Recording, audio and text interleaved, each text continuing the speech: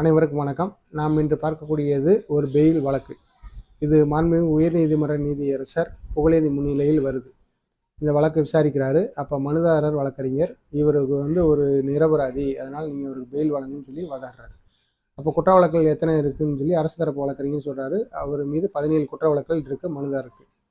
அப்போ 17 குற்ற வழக்குகள் இருக்கிற ஒரு நபரை மனுதார வழக்கறிஞர் நீங்கள் அவரை இன்னசென்ட் அப்படின்னு சொல்கிறீங்க. இது எந்த வகையில் ஏற்றுக்கொள்ளக்கூடியது?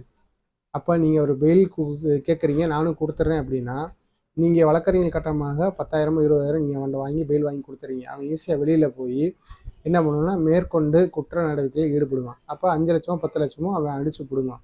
அப்போ என்ன ஆகுனா குற்றங்கள் பெருகிக்கிட்டே தான் வரும். அதனால் நான் இதை பெயில் கொடுக்க முடியாது, அது கொஞ்ச நாள் உள்ளே இருந்துகிட்டே வரட்டும். அப்போ தான் நம்ம என்ன குற்றத்துக்காண்டி உள்ளே போனால் இப்போ நம்ம தண்டனை அனுபவிக்கிறேன், கொஞ்சமாவது குற்ற எண்ணங்கள் வரும், குற்றமும் குறையும் அப்படின்னு சொல்லி ஒரு உத்தரவு போட்டார்.